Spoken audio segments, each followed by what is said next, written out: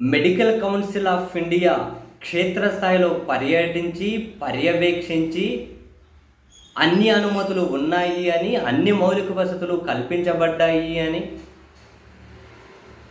నమ్మిన తరువాత వాళ్ళు మెడికల్ కాలేజీలు ప్రారంభానికి ఓకే చెబుతారు, అడ్మిషన్లు ఇన్ని అని చెప్పి కేటాయిస్తారు.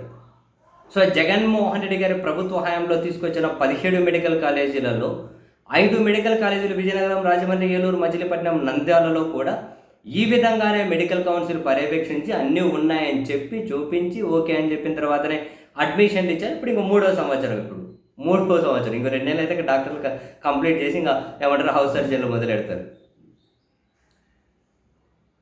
అటువంటి మెడికల్ కాలేజీలు, ఆ తర్వాత పాడేరు, పులివెందులు అక్కడ కూడా అడ్మిషన్ ఇచ్చి బిల్డింగ్లు చాలా రెడీ అయిపోయాయి. అవన్నీ పూర్తి అయ్యాయి, మిగిలిన కానీ రెడీ అయ్యాయి. ఒక 7 కాలేజీలు ఏమో నిర్మాణ దశలో ఉన్నాయి అంతే. అంటే మెడికల్ కౌన్సిల్ పర్యవేక్షించి అడ్మిషన్లు ఇచ్చినటువంటి మెడికల్ కాలేజీలు కూడా అసలు అక్కడ మెడికల్ కాలేజీలే లేవు. అదిగో ఒకటే జగన్ కట్టారు, ఆ పాడేరు మేము పూర్తి చేసాం, అది జగన్ కట్టారు అంతే, దాన్ని మేము ఆపరేట్ చేసాం, మిగిలిన అసలు ఎక్కడా లేవు, ఖాళీ ప్లేసులు మాత్రమే అని చెప్పి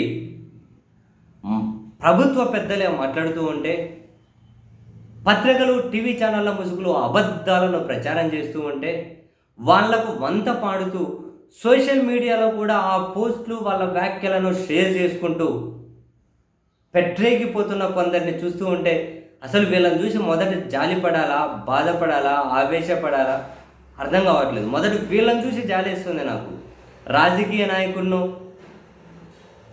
లేకుంటే ఆ రాజకీయ నాయకులను పూర్తిగా మోయడం కోసం అని చెప్పి పత్రికలు, టీవీ ఛానళ్ళు పెట్టుకున్నటువంటి వీళ్ళను. ఎందుకంటే వాళ్ళ ప్రయోజనాలు ఇంత ఆర్థిక ప్రయోజనాలు, రాజకీయ ప్రయోజనాలు, కొందరి కుల ప్రయోజనాలు ఉండొచ్చు, అంతకుమించి వాళ్ళకి ఇంకేం బాధ్యత లేని వాళ్ళు. ఆ బాధ్యత లేని గుంపు కనీసం మినిమం సెన్స్ కూడా లేకుండా కొన్ని ప్రచారం చేస్తూ ఉంటే, సామాన్యుడిగా కొందరు దాన్ని నమ్ముతూ నిజమని చెప్పి నమ్ముతున్న వాళ్ళు, వాటిని షేర్ చేస్తున్న వాళ్ళని చూస్తే మొదట జాలేసింది. అరే ఈ బ్యాచే కదా, కనీసం ఆంధ్రప్రదేశ్ హైకోర్టుకు లేకున్నా అక్కడ ఏదో ఒక జిల్లా కోర్టు అని చెప్పి, జిల్లా కోర్టు కోసం అని చెప్పి కట్టి అందులో హైకోర్టు తాత్కాలిక ఆపరేషన్ జరుగుతూ ఉన్నా కూడా హైకోర్టుకు బ్రహ్మాండమైన భవనం ఉంది అని చెప్పి నమ్ముతూ ఉన్నటువంటి బ్యాచ్ వీళ్ళే కదా. అమరావతిలో ఇంకా నీళ్లు తోటే దగ్గర ఆగిపోయినా కూడా ప్రపంచ స్థాయి బిల్డింగ్లు ఉన్నాయని చెప్పి గ్రాఫిక్స్లో ప్రచారం చేస్తూ ఉంటే దాన్ని నమ్ముతున్న బ్యాచ్ కూడా వీళ్ళే కదా. సూపర్ 6లో అసలు స్త్రీనిధి ఏమంటారు, ఆడబిడ్డ నిధి అంటే 18 ఏళ్ళు నిండిన ప్రతి ఒక్కరికి నెలకు 1500 ఇస్తామని చెప్పి సూపర్ 6లో హామీనే లేదు అని చెప్పి ఇప్పుడు ఆ మేనిఫెస్టో మార్చేసి పాలకులు ప్రచారం చేస్తూ ఉన్న, ఇప్పుడు మార్చిన మేనిఫెస్టో నిజమని చెప్పి నమ్ముతున్న జనం వీళ్ళే కదా. నిరుద్యోగ భృతి 3000 ఇస్తామన్నది మేనిఫెస్టోలో తీసేసి, ఇప్పుడు సూపర్ 6లో తీసేసి మిగిలిన ఏందో దానికి యాడ్ చేసి, సూపర్ 6లో లేని అన్నా క్యాంటీన్ తీసుకొచ్చి సూపర్ 6లో ఇంక్లూడ్ చేసి,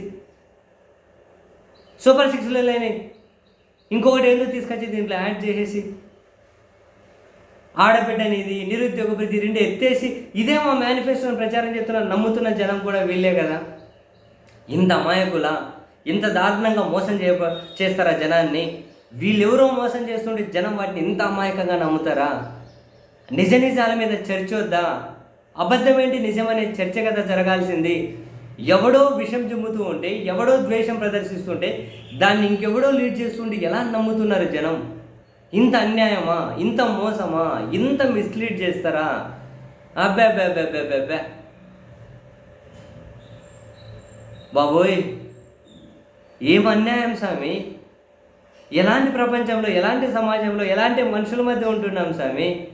దమ్మున్నోళ్ళు చర్చ, నిజాల మీద చర్చ జరగాలి, విధానపరమైన అంశాల మీద చర్చ జరగాలి.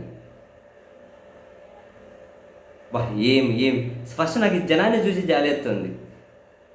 మీకు అందాల్సిన వైద్యం ప్రైవేట్ వాడి చేతిలో పెడుతూ ఉంటే, మీకు అందాల్సినటువంటి విద్య ప్రైవేట్ వాడి చేతిలో పెట్టి మీకు దక్కకుండా చేస్తూ ఉంటే, కనీసం తప్పు ఇట్లా చేయకూడదు, ఇది రాజకీయపరమైన అంశం కాదు, పార్టీల పరమైన అంశం కాదు అని చెప్పి ఇటువంటి అంశాలను కూడా కనీసం నోరు తెరిచి ఇది తప్పు అని చెప్పలేని ఇటువంటి వాళ్ళని చూసి చిచి చిచి చిచి చిచి ఇట్లాంటి వాళ్ళ కోసమా, ఇట్లాంటి జనం కోసమా ఎవడైనా కనుక గొంతు చించుకోవాలి, ఇట్లాంటి జనం కోసమా ఇంతకుముందు త్యాగాలు చేశారు. అబ్బే అబ్బే అబ్బే అబ్బే అబ్బే